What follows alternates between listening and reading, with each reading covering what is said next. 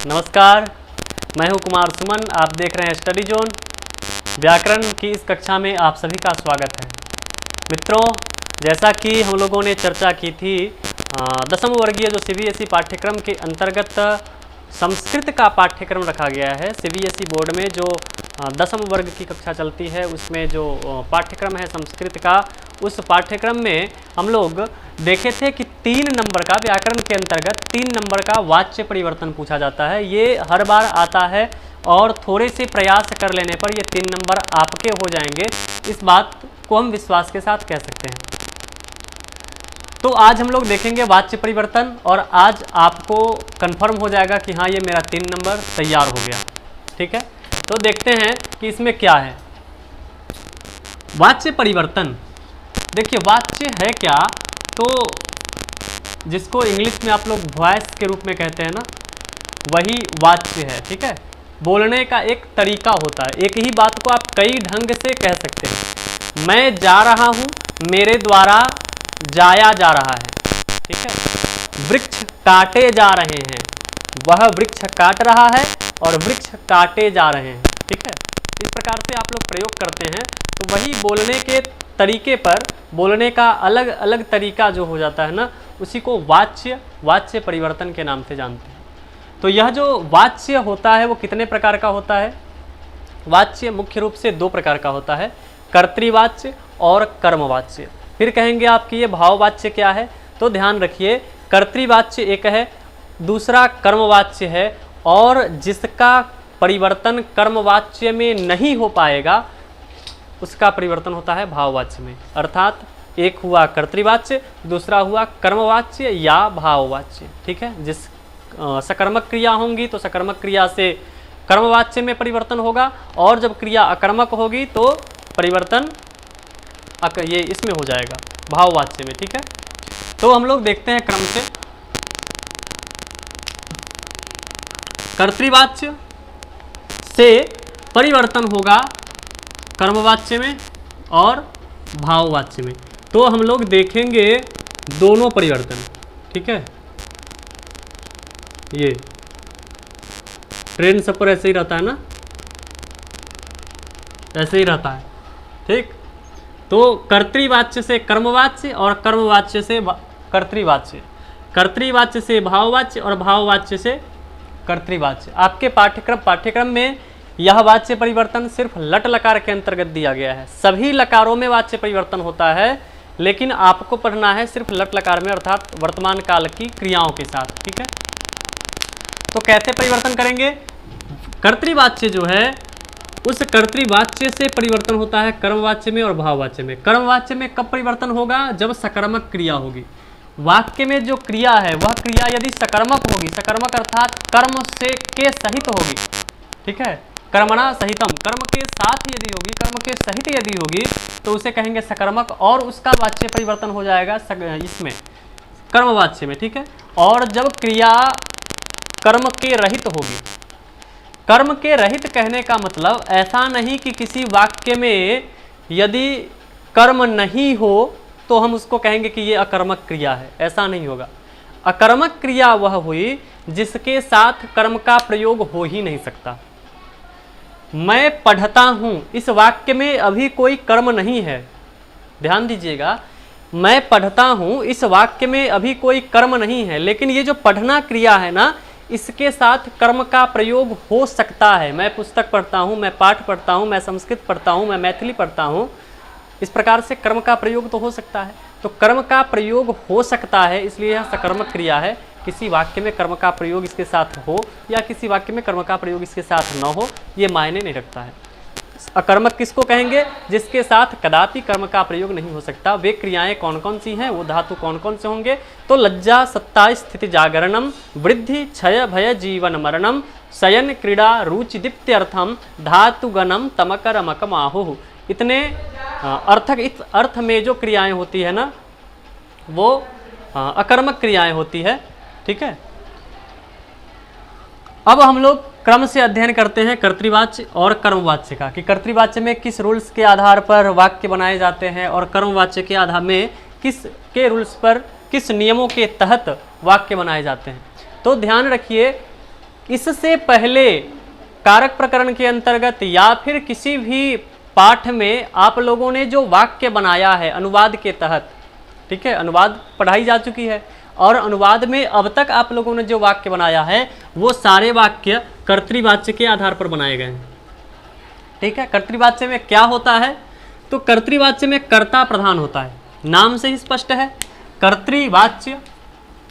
ठीक है, कर्ता को आधार मान करके, कर्ता को प्रधान मान करके जो वाच्य होगा, जो बोलने का शैली होगी उसे क्या कहेंगे, कर्तृवाच्य कहेंगे। कर्तृवाच्य, इसमें कर्ता क्या होता है, प्रधान होता है। कर्तृवाच्य में कर्ता प्रधान होता है।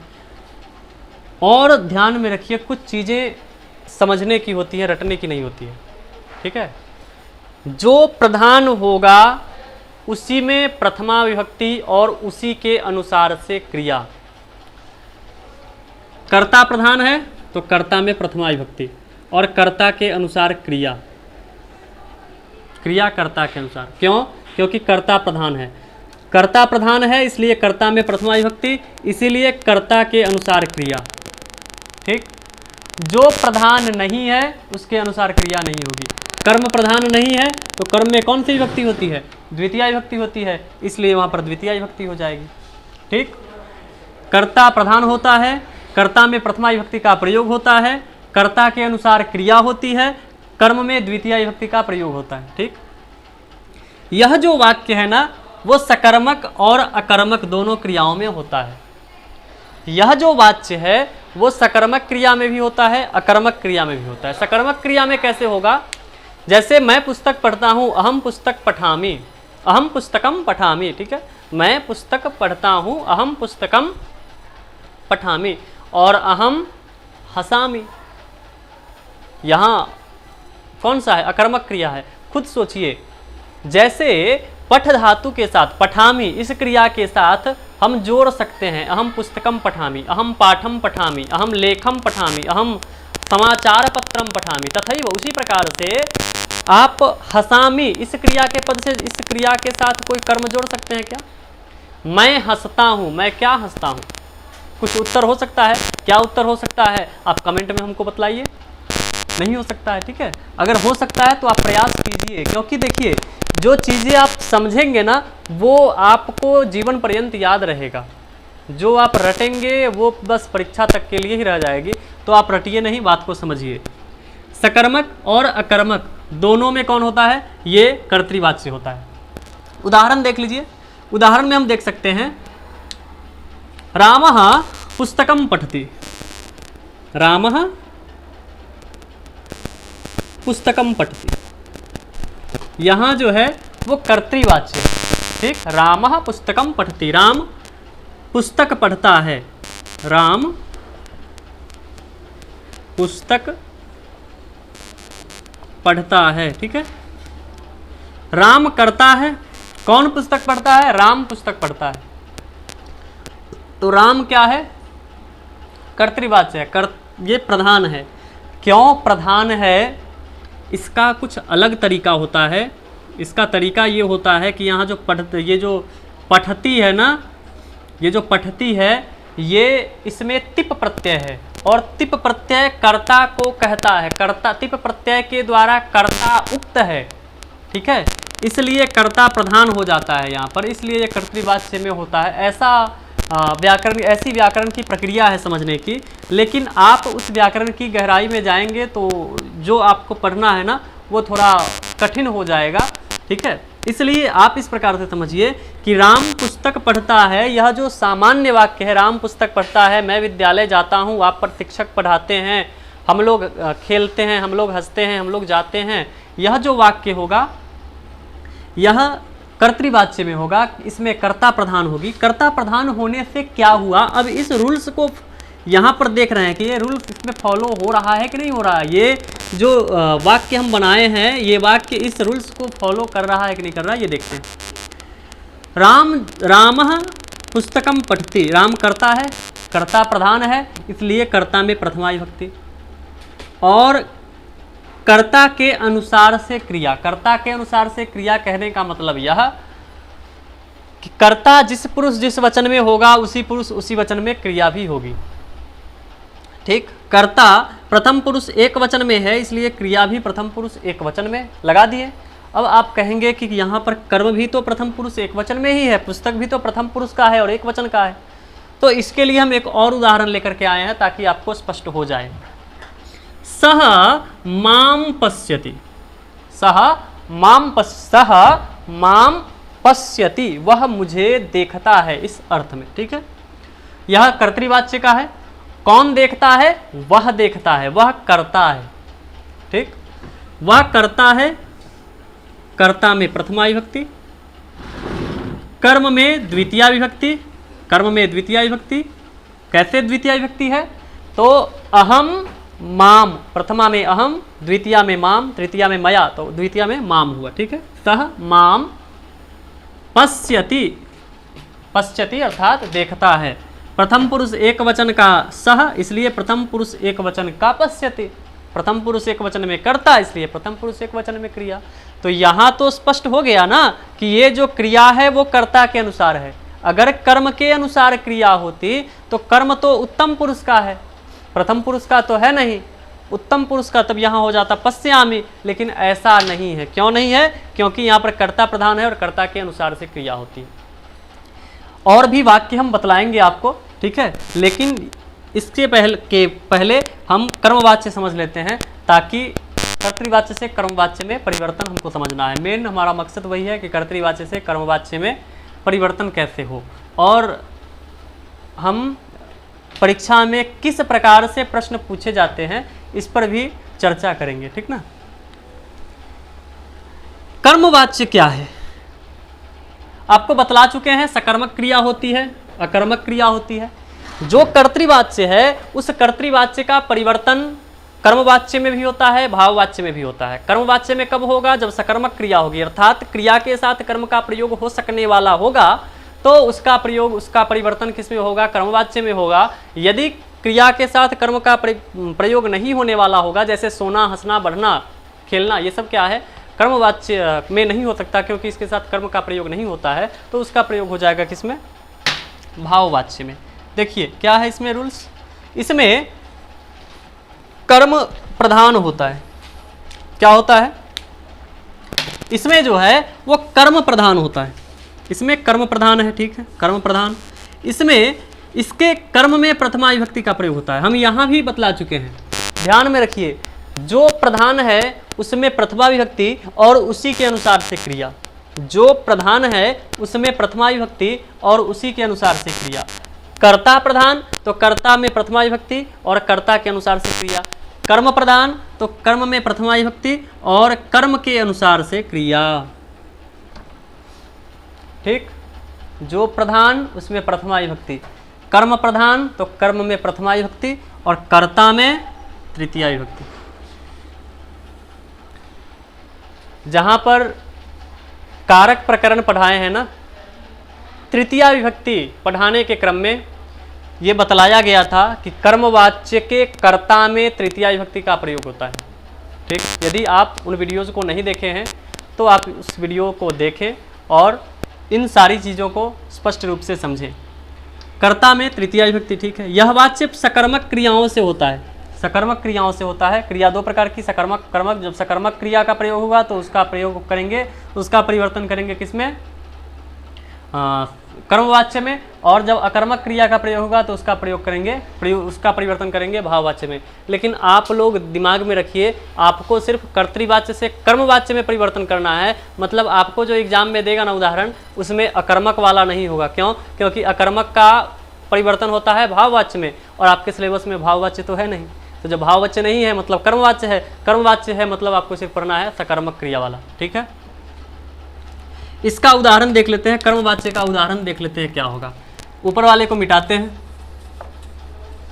यदि जहां भी समझ में नहीं आ रहा हो हम साइड में हट जाते हैं। आप स्क्रीनशॉट ले लीजिए लिखने के लिए, और जहां कहीं भी समझने में परेशानी हो रही है थोड़ा सा वीडियो को पीछे कीजिए, दोबारा समझ लीजिए, निश्चित रूप से चीज़ें स्पष्ट हो जाएंगी। ठीक है,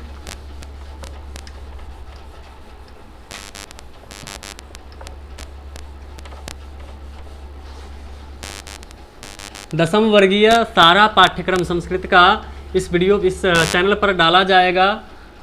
जहाँ भी आपको कोई परेशानी हो आप निसंकोच कमेंट के माध्यम से पूछें, ठीक है।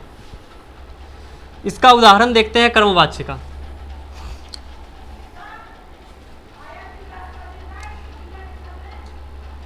इसी का उदाहरण देखते, यही जो बनाए हैं ना, इसी को देखते हैं। रामः पुस्तकं पठति। रामः पुस्तकं पठति और सः माम पश्यति। ठीक है, यह कर्तृवाच्य का है। इस कर्तृवाच्य को कर्मवाच्य में बदलना है। कैसे बदलेंगे देखते हैं। कर्ता है, कर्ता में कौन सी विभक्ति? कर्ता में तृतीया विभक्ति। तो कर्ता में तृतीया विभक्ति लगा दीजिए। अब इसके लिए आपको धातु शब्द रूप याद होना चाहिए। इसके लिए आपको क्या होना चाहिए? शब्द रूप याद होना चाहिए, कम से कम तृतीया तक। ठीक, क्योंकि प्रथमा का प्रयोग करना है, द्वितीया का प्रयोग करना है और तृतीया का प्रयोग करना है, तो कम से कम तृतीया तक याद होना चाहिए। लेकिन सिर्फ तृतीया तक याद नहीं होना चाहिए, शब्द रूप पूरा याद कीजिएगा ताकि आप 5 नंबर का अनुवाद आसानी से बना सकें। राम यहाँ पर कर्ता है कर्तृवाच्य में, तो प्रथमा विभक्ति यहाँ पर कर्ता ही रहेगा लेकिन अप्रधान हो जाएगा, अनुक्त हो जाएगा। ठीक, इसलिए यहाँ पर तृतीया विभक्ति। तो रामः रामम द्वितीया में, रामेन तृतीया में, रामेण। ठीक है, पुस्तकम पठति। पुस्तकम कर्म है तो कर्म में प्रथमा विभक्ति, रामेण पुस्तकम।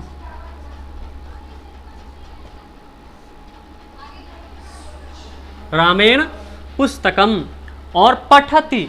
ठीक है, देखिए कुछ परिवर्तन हो जाता है धातु रूप में, वो हम अभी लिखा देंगे। ठीक ना, एक दो धातु का हम लिखा देंगे यहाँ पर। इसका रूप चलता है पठ्यते पठ्येते पठ्यन्ते पठ्यसे पठ्यथे पठ्यद्वे पठ्ये पठ्यावहे पठ्यामहे। रूप कैसे चलता है कर्मवाच्य में देखिए। कर्तृवाच्य में चलता है पठति पठतः पठन्ति पठसी पठथः पठथः पठामि पठावः पठामः। कर्मवाच्य में चलेगा पठ्यते पठ्येते पठ्यन्ते पठ्यसे पठ्यथे पठ्यद्वे पठ्ये पठ्यावहे पठ्यामहे। इस प्रकार से रूप चलेगा। तो कर्म में प्रथमा विभक्ति और कर्म के अनुसार से क्रिया। तो कर्म है, पुस्तक किस पुरुष में है, किस वचन में है? जब पुरुष पढ़ाए थे उसमें आया था, ये प्रथम पुरुष में है और एक वचन में है। तो प्रथम पुरुष एक वचन में क्रिया का प्रयोग कर दीजिए, पठ्यते। रामेण पुस्तकम पठ्यते। अब इसका हिंदी कैसे बनाएंगे? हिंदी कैसे बनाएंगे वो एग्जाम के लिए नहीं है, खुद समझने के लिए। राम पुस्तक पढ़ता है और राम के द्वारा पुस्तक पढ़ा जाता है। ठीक, जैसे इंग्लिश में बाई मी कहते हैं ना, बाई राम कहते हैं ना, उसी सेंस में यहाँ पर रामेण आ गया, उसी सेंस में मया आ जाएगा।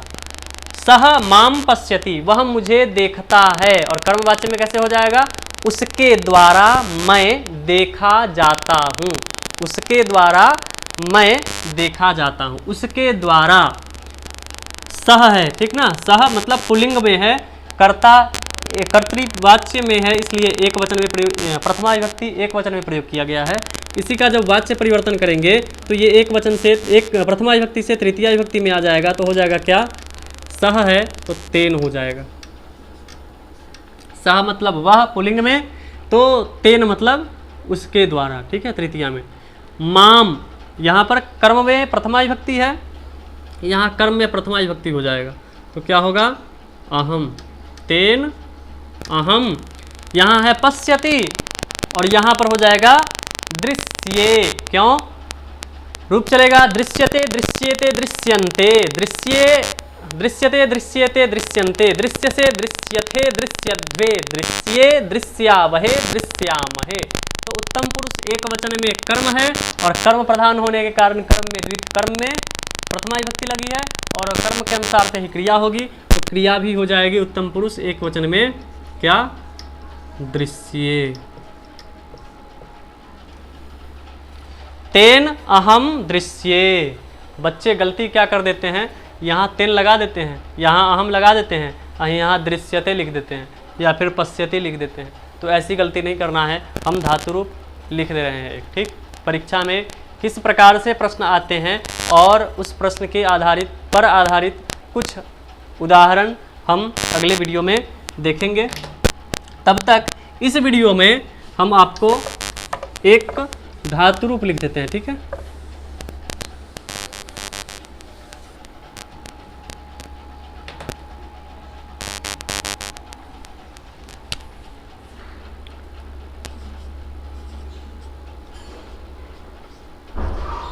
पठ्यते, पठ्येते, पठ्यन्ते,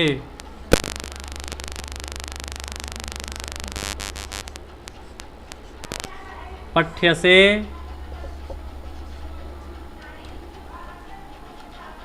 पठ्यते, पठ्येते, पठ्यन्ते, पठ्यसे, पठ्येथे, पठ्यद्वे,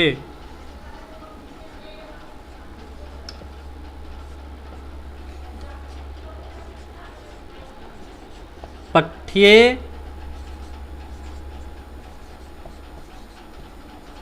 पठ्यावहे,